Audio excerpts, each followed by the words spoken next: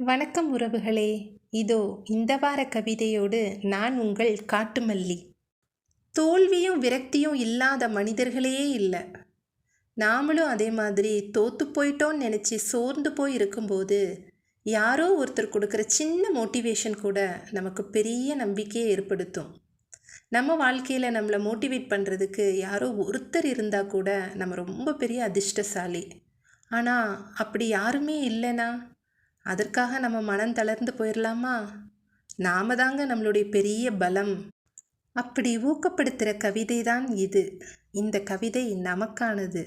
கவிதைக்கு போலாமா?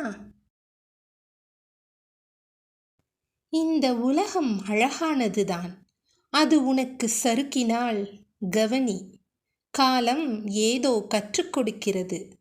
அதில் கடமை நிறைவேறுமோ, கர்மம் கழியுமோ, கொடூர காலனுக்கு முன் கடவுளின் கருணை விளங்குமோ?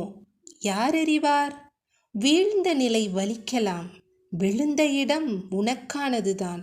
அங்கே அங்கே அங்கே புதைத்திடு உன் விதியை, அங்கே விதைத்திடு உன் விதையை. இங்கு நீ தனித்திருப்பதே பலம், ஆனாலும் ஈட்டிச் சொற்கள் உன் மேல் வந்து விழும்.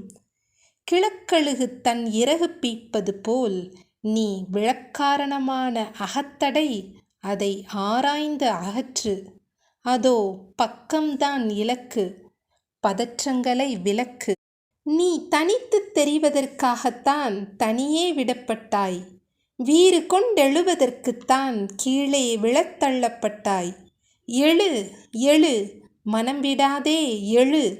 முடியுமா என்ற ஐயம் நீக்கு, தெரியுமா ஐயன் வள்ளுவன் வாக்கு.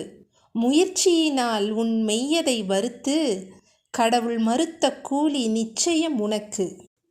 அன்று புருவம் நெறிக்க பார்த்த கண்கள் விழிகள் வியக்க பார்க்கும். உனக்கான நாள் அதில் வெற்றி கொடி பறக்கும். அதுவரை கூட்டு புழுவைப் போல், கண்மலை கழுகு போல் பொறுத்திரு. இனி உன் உலகும் அழகாய், இனி நீ கீழே விழாய். நன்றி. கவிதை பிடிச்சிருக்கா? இந்த கவிதையில் எடுத்தாளப்பட்டிருக்கிற குரல் எனக்கு ரொம்ப பிடிச்ச குரல்.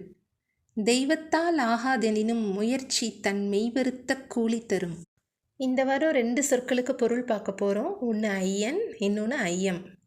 ஐயன் அப்படின்னா மூத்தோன், தலைவன், உயர்ந்தோன், ஆசான்.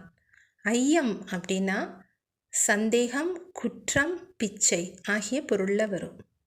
Okay, thank you.